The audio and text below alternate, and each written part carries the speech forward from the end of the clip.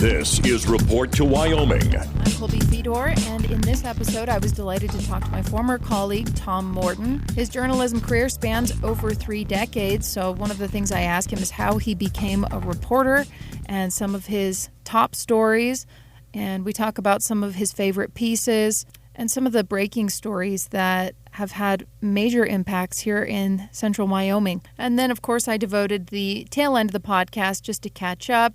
This is his second attempt at retirement, and it sounds like it's going very well this time. So I hope that you enjoy this episode as well. Tom, let's talk a little bit about your background, going to the very beginning. Where were you born and raised? I was born and raised in Cincinnati, Ohio. My parents built their house in which I grew up in a rural area, and I had a place to shoot my .22, have fossils, tadpoles, just all sorts of fun stuff. The county came in and eminent domained it for the Ronald Reagan Cross County Highway. Folks got to a bigger house, but by then I was gone to Miami University in Oxford, Ohio.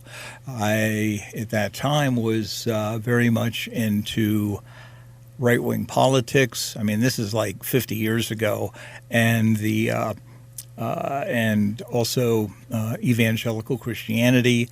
And I wound up getting an English degree from Miami, and I worked at the university library for several years before I went to grad school, which was Gordon Conwell Theological Seminary in South Hamilton, Massachusetts, where I earned a Master of Divinity degree, which essentially is training to be a minister.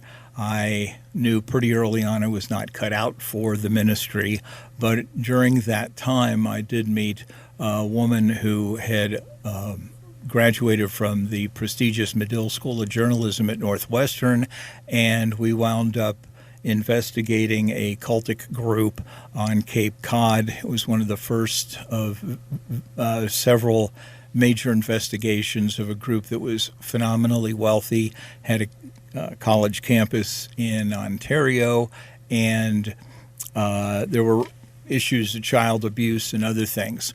And so with that, I wound up getting my first journalism job in Southeast Texas, in Beaumont at the Beaumont Enterprise, and I was there for 5 very long years. Didn't much like cockroaches or very high humidity, but I did some of my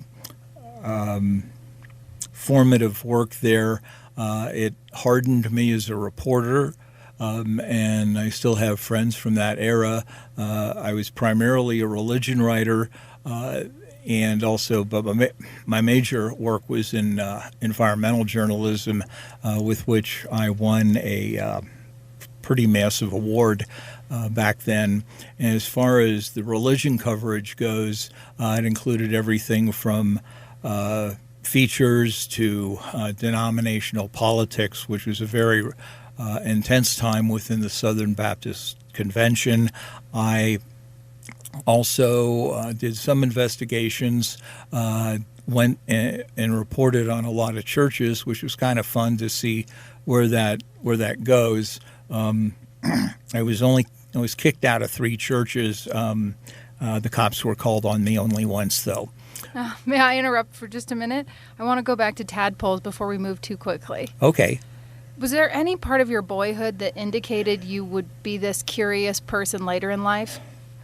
Be curious. I think initially because I was sort of driven by ideology that I thought, well, maybe I'll be an editorial writer. And I had that idea until I realized what other people had to say was often much more interesting than what I had to say. I was fascinated by news stuff. Again, way back then, you had three television networks. There were a lot more newspapers, of course, and that is now, news-wise, very ancient history. But I think I had an itch somehow to do it. I just didn't know quite what it was called, but it ultimately became called journalism. How much of your early 20s were you in the driver's seat for all of these things that were happening? How much of it is left to chance adventure, being young and finding yourself in a journalist position? Ask that again. Sure. So I'm using the analogy of a driver's seat. How much did you feel you were in control of what was happening? Did you pick this direction for your life? Or was it, these other forces of nature almost working against you or with you? I think it was the other forces of nature. A lot of it was I hadn't really established who I was, and sort of like things just kind of kicked themselves along. But again, like when I got to seminary in 1979, again, I wound up meeting this woman who was very instrumental in teaching me journalism because I never did take a journalism course. You started working for the Trib in 1992. How'd you make that leap from Texas to Casper? Well, in between Texas and Casper was Colorado Springs, and I wound up getting the job at Colorado Springs Gazette-Telegraph because that was becoming a major hub of a lot of evangelical organizations. However, having not taken a journalism course, I didn't really quite understand the difference between features and hard news. I was in the features department, and mostly they wanted happy holiday stories and profiles. And I was explicitly told that getting the news in the paper about religion was not important, and I was continually beaten by papers in Denver, and my writing went smash, and I got fired at the end of 1990, and then I was out of work for about a year and a half, during which I did lots of odd jobs, wrote a couple of books, and so forth. And so it was through my sister, Paula, actually, who was living in Cheyenne at the time, and because my applications and such were going nowhere, and she suggested applying to the Star Tribune, and I was sort of half-heartedly interested because it was a small paper, and I thought by my age, at that time, what was 38, that I should be working for a much bigger paper. And so I half-heartedly wrote a resume and printed it out on a friend's dot matrix printer, which you could barely read. But lo and behold, I did get this job. The Star Tribune folks were a bit concerned because, yeah, there is some bias at times. They were questioning the religion background, but it all worked out really well. My first major work at the Star Tribune when I got there in June of 1992 was to deal with the workers' compensation program, which was heavily in debt and really messed up. And that series that I did actually had an effect on changing how the state did workers' compensation. I had a legislature to tell me that. So that was my first major stuff. And then there were also, I basically covered everything except sports. Which this is a good segue into what I wanted to ask you about your favorite stories. And if you don't mind, I'd like us to start with Oming with the Rainbows. That's actually one of my favorite stories that you've told. Oh. So the headline was Oming with the Rainbows, right? Oming in Wyoming. Oming in Wyoming. Oh, that's fabulous. Okay. Yeah.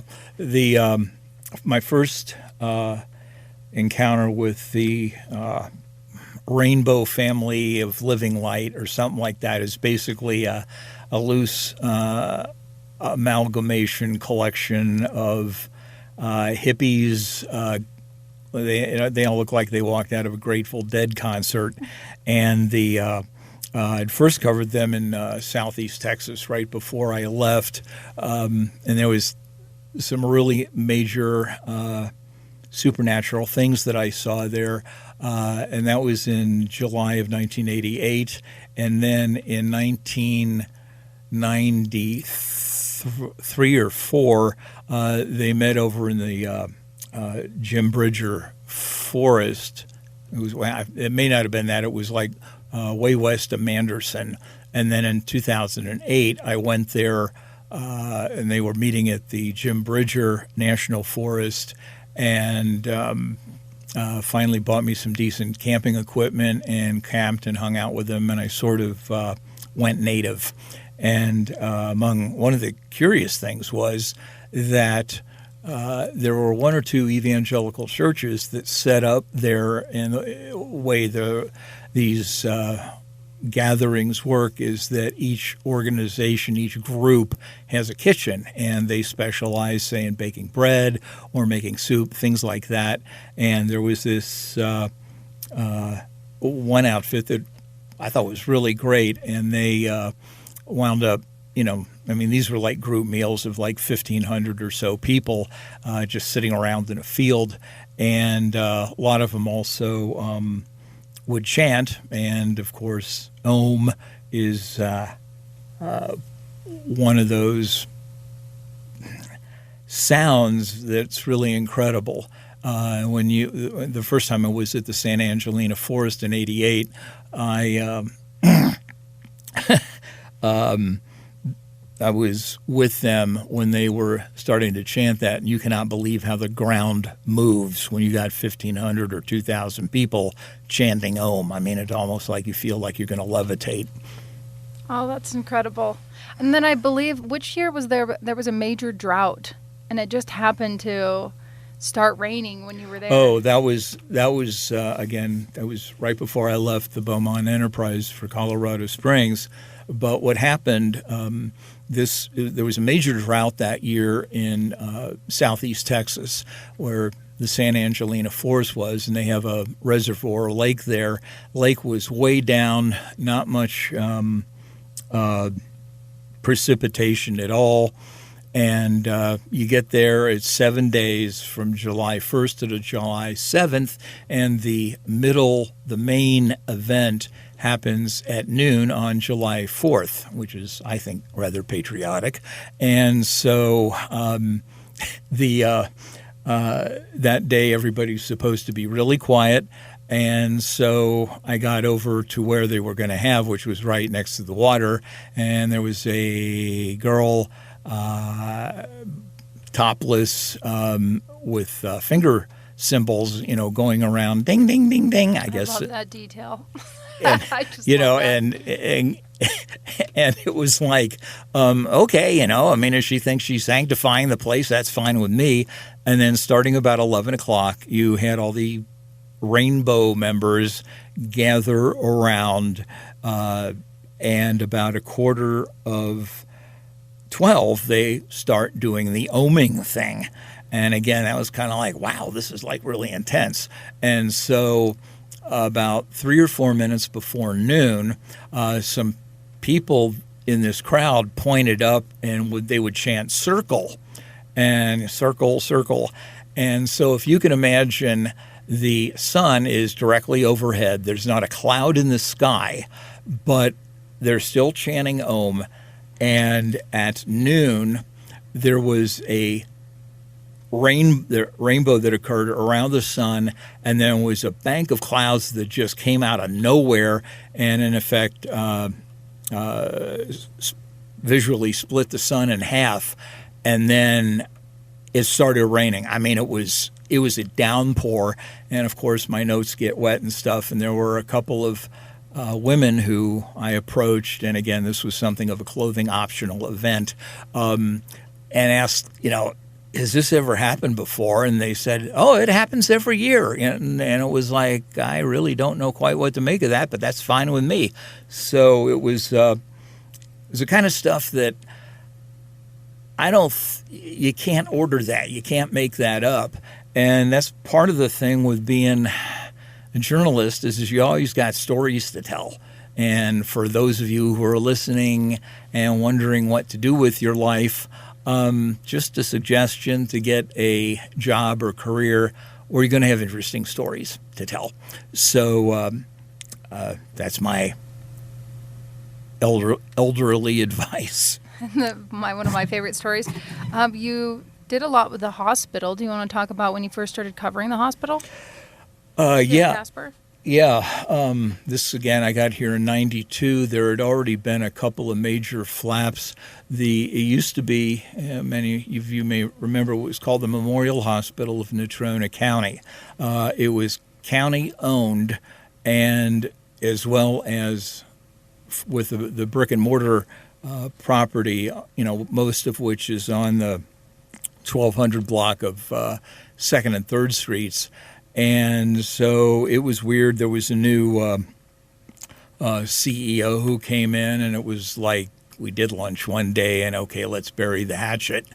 But I began hearing really weird stories about not just the care, but the way the business was done, because the way this was set up is, in I think 1986, as I recall, the literature about hospitals was that the county hospital, as we have known it, its days are coming to an end.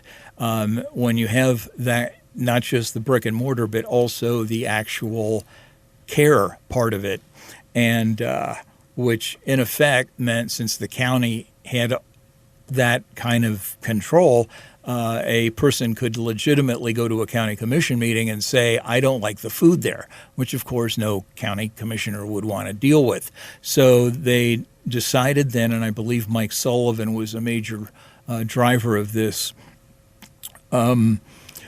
decided to create a not-for-profit corporation called the Wyoming Medical Center, Inc., and that did the care. The county still owned the brick and mortar, the buildings and such, and there was this intermediate board called the Memorial Hospital of Natrona County Board of Trustees that was to oversee the lease by the nonprofit of the county assets, and the lease basically required taking care of the indigent patients and also prisoners. What happened is about that time in 93, I wound up being able to buy a house here, which I never thought I could do. I bought my little piece of property down on McKinley Street for $40,000 rounding up, and that now gets you like a box under a bridge. And so I just love playing around in government documents. My seminary and other academic work just kind of wired my brain that way. And so it was like, I'm looking up the history of my own house, and then started, for some reason, just looking on the streets where near the hospital, and I'm finding out that the hospital was kind of in the real estate business. I mean, it was acquiring property, which it should be converting over to the county. Technically, the nonprofit could not own property unless there was an extremely explicit healthcare reason for doing so. And so I wound up writing a series of stories on that. There were a bunch of other things going on.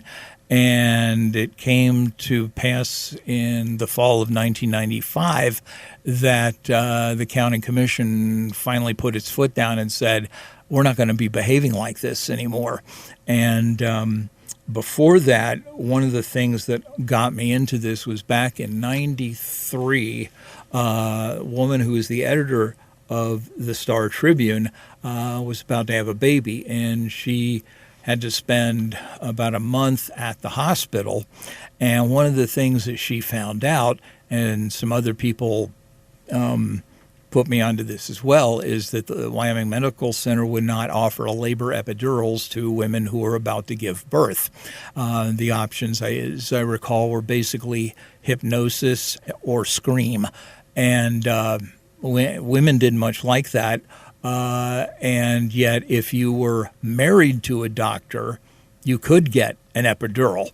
And I have never had children, never been married or anything, but it was amazing how powerful a woman, of a photo of a woman holding her baby on the front page of a newspaper, how incredibly powerful that is for a lot of people. And so, the thing behind that had to do with what are known as certified registered nurse, certified registered nurse anesthetist who could do a lot of the same jobs that anesthesiologists could do. And apparently there was some competition there, and that kind of got ugly. There were, for a long time, people at the hospital who used my name as a cuss word as a result of that whole dispute. And then following on that was the discovery that basically the hospital's in the real estate business. And so that corrected an awful lot. There's still a whole bunch of other stories going on with that. And I've, heard now that if you're about to have a baby, you can get a labor epidural. That's good to know if I ever have a third child here in central Wyoming. I had both my children in Montana. But that did make me think about the work WyoFile's done recently on the hospital. There's been some different, I guess, entities and people that have been speaking up at county commissioner meetings. And then I believe Maggie Mullen is the writer for WyoFile who's been kind of writing about those developments. It's been interesting. Are you following that? Yeah, probably not as closely as I should, although there's actually a county commission meeting going on right now that I'm hoping I can get to regarding this whole thing with a possible issuance of a revenue bond. But anyway, and in the year 2020, the year of COVID, the hospital or the county thought about selling the hospital and getting out of that entirely. And it still was a very controversial sale. The county wound up reaping, I want to say like $100 million, which for most counties anywhere would be really fine. I mean, and then you just go bank it and then use the interest on the principal. However, as a result of that, there was no longer any county oversight of what Banner, which is a large nonprofit and now runs the hospital, there's no oversight as what can be done. I mean, people can complain, but in terms of actually getting something changed, that could not happen. It was getting something changed before that was still kind of difficult, but at least there was a direct citizen. There could be a direct citizen involvement with this Memorial Hospital of Natrona County Board of Trustees. And so how that's all going to shake out, I don't know. Again, the revenue bond would be a way for the county to acquire the Converse County Memorial Hospital, which has a branch here just over on way east 2nd Street. Does that make sense? Yeah, that makes sense. Okay. Now, a little bit of a subject shift here. You've been retired for about a year. This is like your third time retiring, so who knows if it'll stick this time. But they say third time's the charm. What's that been like? Once a journalist, always a journalist, right? You just said you were going to the commissioner meeting just because you're curious. What are you doing? What's the life of a writer after retirement? Still do some writing on my own. Been reading a lot of books. A lot of books lately. I scored at a sort of an aside, was from somebody who had a great interest in the 1930s and 40s with the rise and fall of the Third Reich. And it included a book on it. Actually, I got a copy of Mein Kampf, which probably is going to be difficult to read, but a number of others. And I'm not obsessed with war. My dad was a Pearl Harbor survivor, and there is no glory in being tasked to go to the airfields and pick up gobs of goo or somebody's arm, the day after the attack. But it does, what I'm reading about gives me some indication about what all happened kind of behind the scenes, including one book I'm reading right now about Winston Churchill, had a ministry of ungentlemanly warfare, because the English were really kind of snobs, and you just don't play unfairly. Well, in that sort of situation, they wanted people who basically worked as guerrillas. It's very fascinating. And then another book was about, it's called 12 Seconds of Silence, and that refers to the buzz bombs or V-1 rockets that had been developed in Germany and were shot over to London and stuff. And what's partly fascinating with that is my dad worked for General Electric, and General Electric was able to work with Werner von Braun and some of the other people who had worked at a place called Peenemünde that developed these rockets. And, of course, that presents a very interesting moral question of here Werner von Braun is responsible for the deaths of thousands of people. And normally with something like that, he'd just be taken out and shot as a war criminal. However, the United States figured it would be better to get a hold of him rather than the Soviets. And so he wound up having a pretty good life. One of my dad's coworkers actually did some work with von Braun.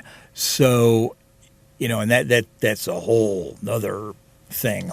But it was very... Part of what's interesting with this is the stuff that goes on behind the scenes that is not, like watching your basic war movie. And with the 12 Seconds of Silence, what happened is people wound up inventing what would be considered the first smart bomb that was able to, a very tiny piece of electronics that could actually detect when, say, one of these V-1 rockets or an airplane was close and guide itself toward it and then blow up. Because otherwise, if you've probably seen, war movies with, anti-aircraft guns, and they're just shooting in the air and may not hit anything. And these things were pretty valuable. But it was this kind of quiet stuff that kind of intrigues me because it doesn't get quite the attention that I think it should. Now you get to just kick your feet up and be a normal resident of Casper, but maybe some commentary on the state of the city. What would you be most concerned with if you were writing again? Or he is writing, folks, if you were in news again. It's easy to complain about wherever you are. I mean, ragging on your hospital, your county, your city, whatever, sort of like, yelling, kill the ump. But, the city doesn't have debt. The city is fairly well run. There have been problems, of course, in the past. In 2017, there was a huge outcry against the former police chief, which was a very ugly time to be covering the city. But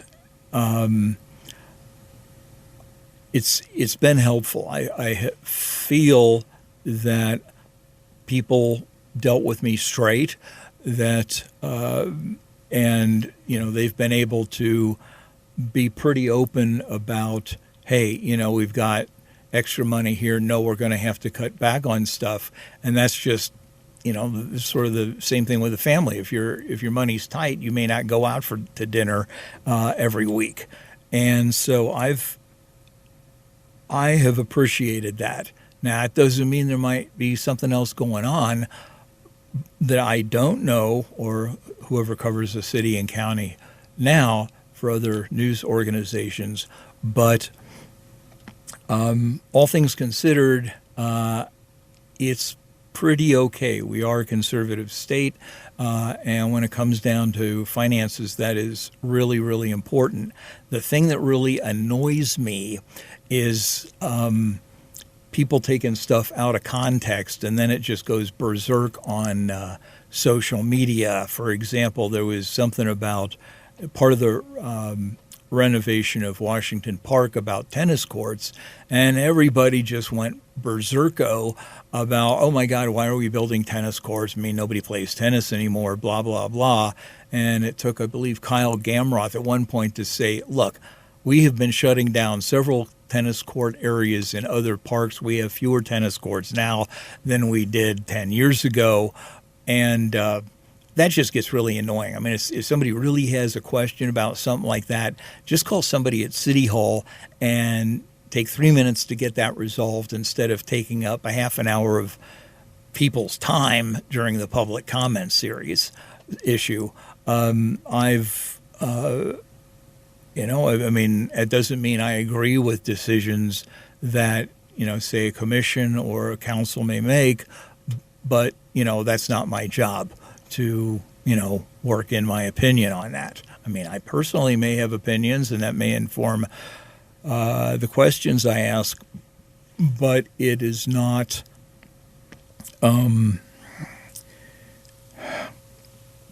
it's not an overall question about stuff. I don't know quite what else to say. I tend to agree with you. No, I see it a lot.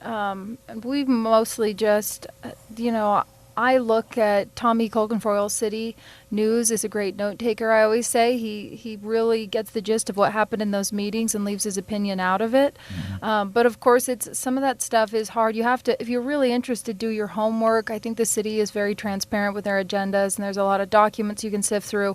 Maybe something that people don't always know is about every week, you get these packets that have hundreds of pages in them. And so how do you, as a reporter, it's hard to sometimes synthesize that down to less than 1,000 words, often like 300 words, and then trying to get some quotes from the meeting as it's happening. And people do tend to, I like that you said kill the umpire, people do tend to just assume that taxpayer dollars are paying for everything and not looking into grant monies and different sources of funding. And so I definitely would agree with that. What about on a state level? We've got a lot of things coming up. What's your biggest concerns as a citizen?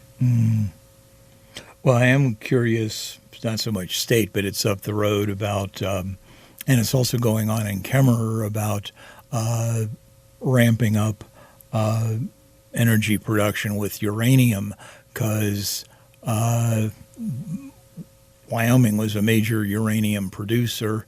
Anyone who's ever driven through the Shirley Basin, when you're about halfway through there, if you're heading south, there's a road off to the left that led to, it used to be a community of like 1,500 people, and that was when they were mining there. But again, this was actually a question when I first got here in '92 about whether we're going to have a temporary waste uranium site located somewhere around Shoshone. And, of course, some people point out that those things are never really temporary, and that the governor killed that. And so that's, something that goes on, as well as other energy development. Yes, there's been new activity with coal, but what we produce goes to other states. That's what we're good at. The question is there a demand, or will there be, some states are not buying electricity from places that produce electricity by coal.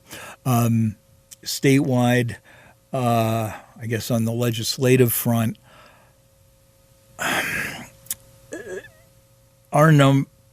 probably the single biggest concern that I and others have is that the single biggest issue in this state is the flight of young people. People get good educations, and the last thing they see of Cheyenne or Casper or Laramie is the city in their rearview mirror. And yet there's the political angle of, well, we shouldn't be teaching this, that, or the other thing at UW or at the colleges or on the high school level. And it usually revolves around sex. But unless that's grappled with, folks aren't really going to be going anywhere with anything. The other thing that is happening, of course, is that we have one of the highest suicide rates in the country. We have consistently had that. Excuse me. Tom, you just answered it. Don't worry, I'll edit this part out. You just answered your phone. Oh. You might want to tell them that. Yeah. Anyway, but but that's the other thing. I mean, okay, so I don't have kids. I don't have kids in elementary or high school, but how much does a transgendered person really affect what's going on here? I mean, and by that, do you just mean that maybe legislators get wrapped up in social issues that distract from bigger issues? Oh, yeah. I mean, and back in 2002, 3, and 4, I was down there full time, and I'd been down there for, if there were, say, an issue about education, I mean, the Star Tribune would send me down there for that. But, of course, people were a lot more civil, and it was kind of fun to watch that.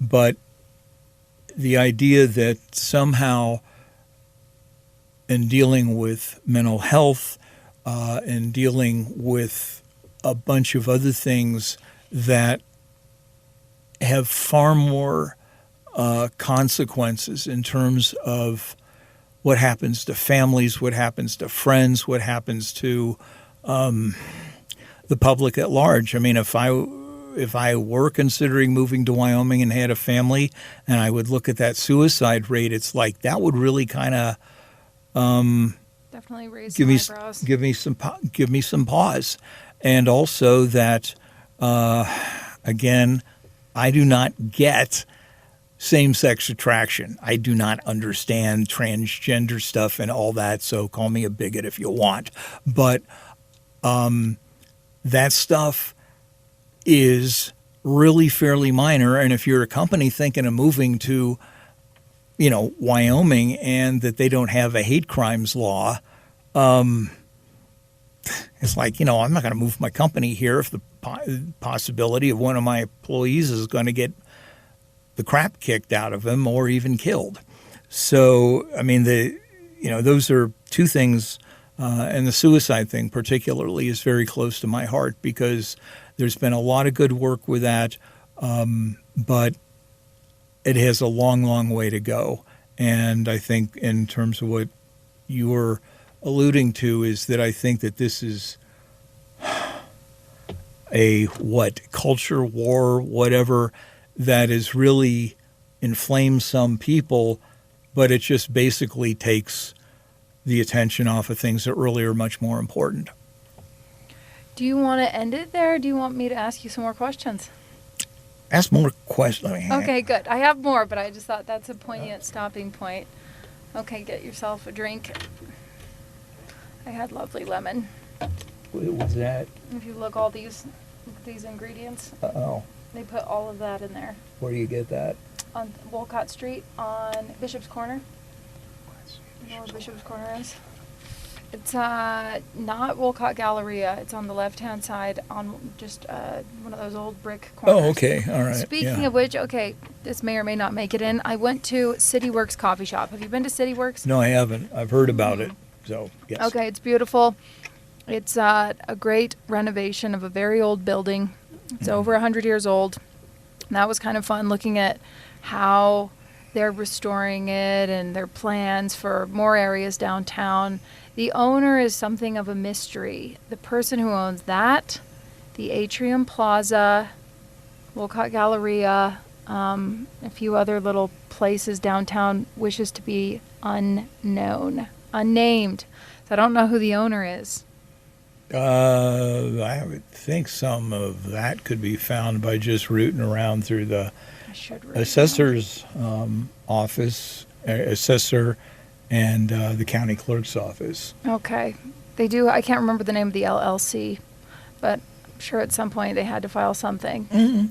But I left them unnamed in my article I wrote and put the GM's name and got a tour from the manager there. But really interesting things that are happening with some of those older just buildings being remodeled. There's one on Nichols Street. It used to be, maybe help me out, called like the Sky Lounge or Sky Bar. Really tall. And they had a sandwich shop at the bottom for a little bit. And I know that the person who owns the Atrium Plaza was at one point looking at maybe doing some motels there, but there's a lot of problems with that building, and so.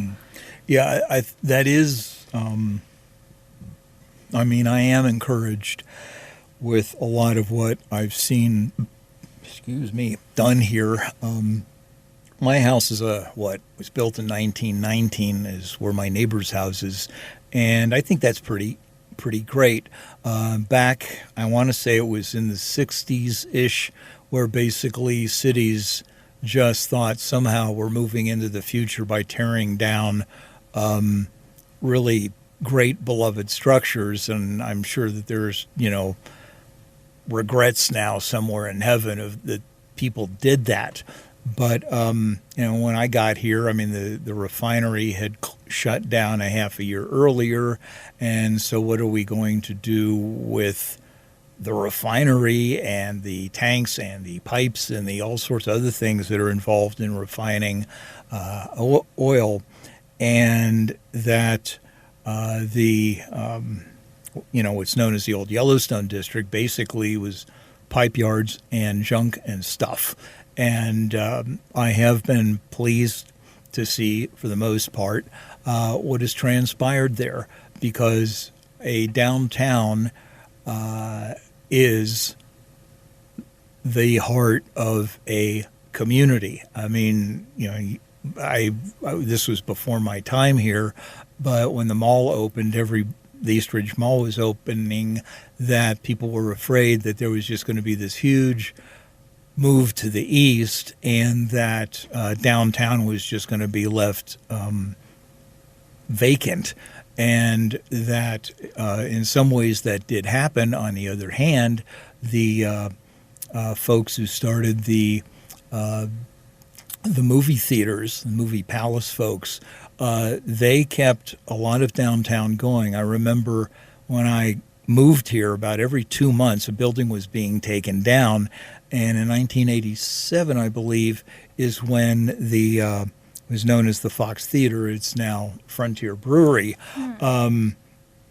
was being built. And normally I would do maybe one story on that, but I was so thrilled that we've actually got something new going downtown. I think I did like 3 stories.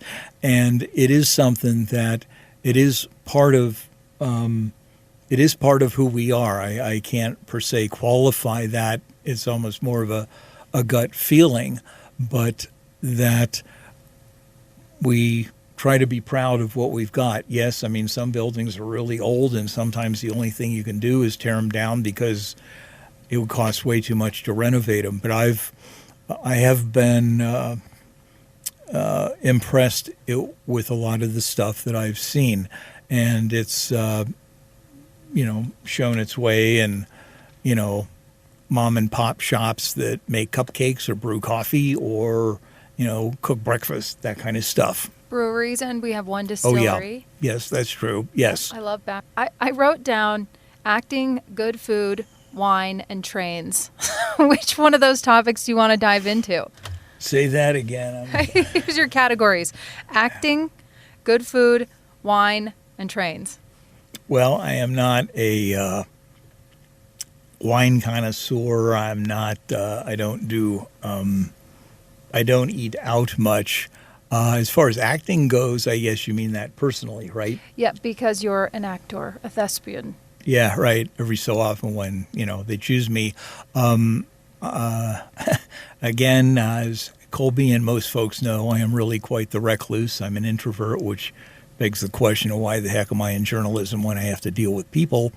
But I wound up, my first play was at the college in 1996. It was Henrik Ibsen's play, The Ghosts. And we had people walk out on it. It was pretty weird. But that was my first. And then I was on Golden Pond at Stage 3 when it used to be at the Sunrise Mall.